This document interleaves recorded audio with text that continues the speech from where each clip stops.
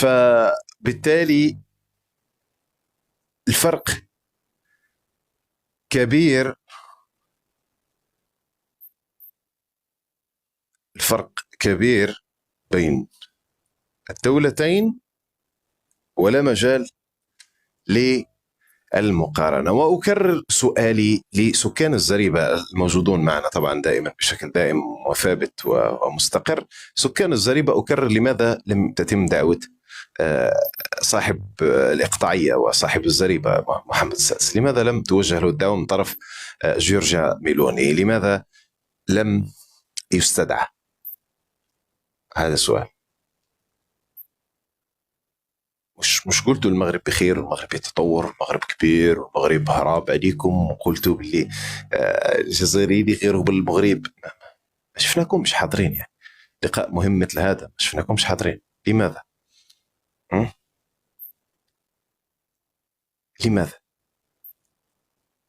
أه؟ علاش؟ ما كمش دول مصنعة واقتصاد قوي والمغرب هراب، والمغرب ماشي برهوش، وسيدنا ماهوش برهوش، سيدنا كيعتمد على القوة الناعمة. وين راها القوة الناعمة؟ أين ذهبت القوة الناعمة؟ صاحب الدجاجة، نعم. أين توجهت القوة الناعمة المروكية؟ راحت في النعومة؟ وين راحت؟ لماذا؟ سؤال آخر: يا أخي أنتم مملكة ديال 12 قرن، لماذا نفخناكم وانتصرنا على الرصة تاعكم في انتخابات لجنة التراث الثقافي اللامادي؟ علاش نفخناكم؟ علاش ربيناكم في هذيك الانتخابات كذلك؟ علاش ربحناكم في الانتخابات؟ علاش حنا خدينا الأغلبية وانتم فوطاو عليكم زوج عباد، زوج براهش وزوج براتش مثلكم طبعا؟ واي؟ لماذا؟ تحية الناس وهرا، وأحبك الذي أحببتني في أخي الكريم. لماذا؟ ألم تقولوا بأنه مملكتكم 12 قرن وكذا، وعندكم كذلك قوة ناعمة والجزائر معزولة؟ لماذا؟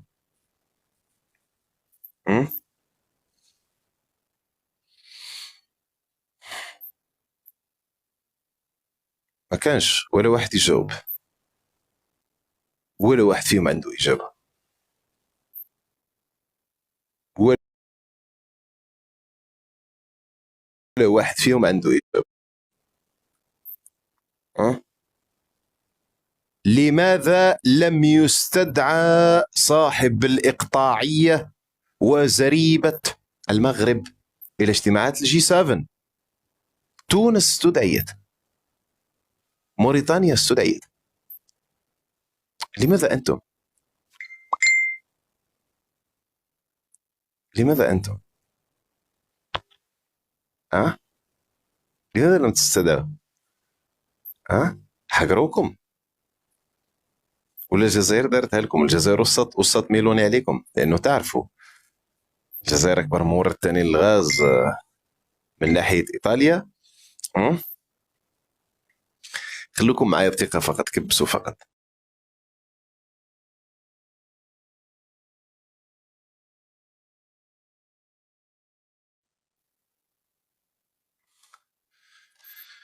قال براتيش: لماذا لم تستدعوا؟ أقول لكم أنا لماذا لم تستدعوا: لأنكم لا شيء، لأنه لا قيمة لكم، لا وزن لكم، لأنكم صغار، لأنكم شفافون في الخارطة السياسية، لأنكم لا تمتلكون شيئا تضغطون به أو تساومون به. just nothing. ما عندكم والو،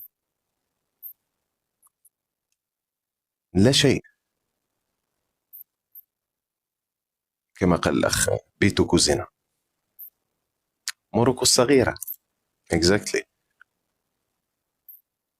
عندك والو تقدم، ويوم يحتاجون منك شيئا سيأخذونه عنوة. يوم يحتاجوا منك راح يكلموك انت فقط في التليفون، يقول لك نفذ، كما نفذت في عديد الملفات، كما بعثت جنودك إلى غزة، وكما رحت تدعم في الجانب الأوكراني بأوامر من الولايات المتحدة، وكما لم تتجرأ على الرد على فرنسا يوم ما اختزلت عدد التأشيرات التي ستمنحها لسكان الزريبة إلى النصف، ما قدرتش ترد عليها. مثل ما قدرتش ترد على إسبانيا يوم ما أهانت ملكك في شوارع مدريد بصورة أستحي حتى أن أنشرها على تويتر مثلا، على حسابي على تويتر. كما لم تتمكن من الرد على ماكرون شخصيا يوم ما خاطبكم، يوم ما قال لكم في زلزال الحوز أيها المغربيون أيها المغربيات، في تجاوز صارخ ومهين للزريبة وصاحب الزريبة وصاحب الإقطاعية محمد السادس، لأنه العرف الدبلوماسي يقتضي أن تخاطب القيادة ولا تخاطب الشعب مباشرة. هذا تجاوز وإهانة، وهذا خير دليل بأنه الزريبة لا تزال مجرد إقطاعية تابعة لفرنسا. فوش يديروا بك؟ كش ما عندك قرار تصنعه أنت باش يعيطوا لك؟ nothing. تنفذ المهام القذرة كي يحتاجوا منك مهام قذرة ألوي، بصح باش يكبروا بيك ويعرضوك في محفل ثقيل كهذا في وقت حساس كهذا، أنت أصغر بكثير من المشاركة. أوكي؟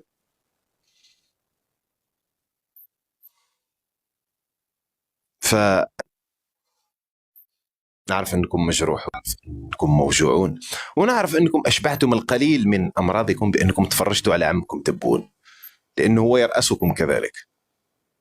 نعرف أنه محمد السادس مختفي في البراري، ممكن أو في إدغال إفريقيا مع بانجو، أو في براري ألمانيا مع أبو زعيتر يونافرو، أو في أحد الشقق في باريس يعلم الله، أو في أحد الملاهي في أمستردام الهولندية. فطبيعي ما عندكش ملك وما عندكش مسؤول، فطبيعي تضطر تتابع سيدك في الجولة الأخرى. نحس بوجعكم، لكن أنا صدقوني أنا أنصحكم لوجه الله، إعلامكم راهو يكذب عليكم كثيرا، إعلامكم كاذب كاذب. تعرف لماذا يكذب عليكم إعلامكم؟ حتى يخدركم. تعرف لماذا يخدركم؟ حتى لا تروا الصورة كما هي، تبقى الصورة ضبابية في عينيك، تبقى مصدول، تبقى مغيب. فهمت لماذا؟ لذلك يبقوا يخليوك دايما مخدر بالأكاذيب، يكذبوا عليك، يقولوا لك أنك أنت كبير وأنت قزم، ويحاولوا يوسخوا الجزائر اللي هي أنظف منكم من الرصة تاعك وتاع أهلك وتاع ملوكك. أوكي، الجزائر الكبيرة هكذا يحوسوا في عقلك، يصغروها لك. أوكي، علاش؟ باش أنت تهدى، لأنهم هم عارفين بلي أنت عندك عقدة من الجزائري. لماذا عندك عقدة من الجزائري؟ لأنه الجزائري نخوجي، أنت ذليل. لأنه الجزائري تحرري، أنت قلبك بارد وطحان. لأنه الجزائري عنده تاريخ ثوري كبير جدا، وأنت ما عندك ولا شهيد واحد. لأنه الجزائري محرر كل أرضه، وأنت لحد اليوم ما زلت مستعمر. لماذا؟ لأنه الجزائري لم يعتدي يوما على جار أو على أخ، ولم يستغل قوته العسكرية ومقدرته الاقتصادية. لكنك أنت يا معفن تجرأت أن تعتدي على اللي هو أحسن منك وأكبر منك شأنا وقدرا وخلقا وتعليما وثقافة، الصحراوي. فلذلك المخزن يفهم بأنه أنت عندك عقدة من الجزائر، الجزائر القارة والزريبة الصغنونة. الجزائري مثل الذي يغير على أرضه وعلى عرضه وعلى نسائه. أما مثلا ساكن وقاطن الزريبة، قاطن الزريبة لا يحرك ساكنا حتى لو رأى كل نساء العائلة. فيعرف ويعلم المخزن بأنه أنت عندك عقدة خفية وعندك حقد دفين تجاه الجزائر. فبالتالي ما العمل؟ العمل أن نخدرك ونغيبك. كيف نغيبك؟ نقول لك أنه الجزائر ما هيش مليحة على كبرها وعلى قدراتها، وأنه المروك القزم المفلس الفقير المضقع الذي يعاني من كل الأزمات والموبقات والمشاكل، بأنه المغرب كبير. فأنت لما تقرأ هذه الأخبار الحقد اللي فيك، الحمد لله هديت، ملكنا راح كيخدم، وانت قالت لك الشر وقالت لك الجوع وقالت لك المحية وقالت لك الهيدورة. أوكي، فلما يعمل لك هكذا وش دير انت لما تصير مخدر؟ لا ترى الصورة كما هي، لا ترى الحقيقة كما هي. فوش تعمل انت ايها العياشي؟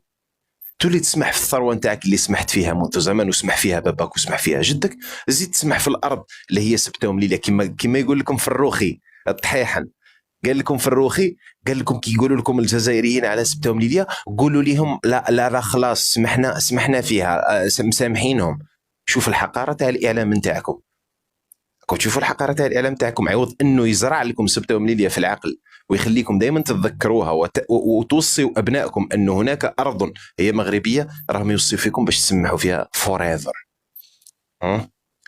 فالروخي وغيره اللي عمرهم هو اللي هاجموا الكيان الإسرائيلي المحتل.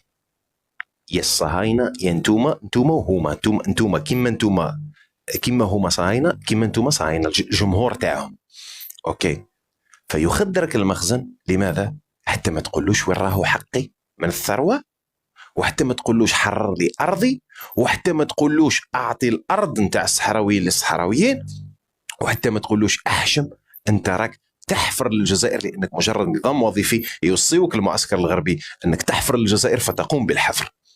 لكن الحفر هذاك اللي طول عمرك تحفره منذ استقلال الجزائر ومن قبلها من أيام الأمير عبد القادر وأنت تحفر الجزائر، أنت من ستقع فيه وقريبا جدا. وصدق من قال من حفر حفرة لأخيه وقع فيها. أنت الذي الآن تجني ثمار ما زرعه المخزن. أنت اللي راح تبرد، أنت اللي راح تجوع، أنت اللي تحرمت من الليسونس، أنت اللي تحرمت من الحليب، أنت اللي تحرمت من كل المواد الاستهلاكية اللي كنت تهربها لبلادك. أوكي، أنت اللي تحرمت من خيرات الجزائر، أنت اللي تحرمت من الغاز الجزائري الذي كان يباع لك بسعر تفاضلي، أنت اللي تحرمت من كمية غاز 60% من السوق المغربي كانت تغطيها الجزائر. سي محمد، أكثر من نصف السوق المروكية كانت تغطى من طرف بالغاز الجزائري. ونزيدك حاجة يا طحان، لأنهم يكذبوا عليك ويغرروا بيك وانت كالهايشة تنساق وتمشي وتعمل باع. أوكي، شوف يا الهايشة حتى تعرف أنه بلدي الحبيبة فيها الخير في الكل، وخيرنا على الكل. واللي توجعوا هذا الهضرة يشوف أقرب بحر مناسب ليه، يا إما في البحر الأبيض المتوسط، يا إما في الزاوية الأخرى في المحيط، ويشرب. خيرنا على الكل. أنا أعطيكم خارطة لأنابيب الغاز الجزائرية الموجهة للخارج.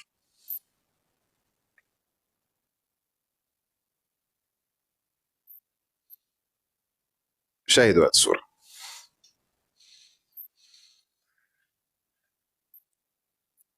الجزائر تزود أوروبا عن طريق 3 أنابيب، والرابع قيد الإنشاء. أوكي، وعندها الخامس هو قيد الإنشاء. أنبوب الغاز هذا اللي من تحت، هذا أنبوب الغاز النيجيري، مشروع نقل الغاز العابر للصحراء، هذا تاع نيجيريا الجزائر، طوله 4400 كيلومتر، يعدي على النيجر، يفوت على الحاسي، وينقل البقية عبر الأنابيب الجزائر. باش تعرفوا خير الجزائر يا إخوتي على جيرانها،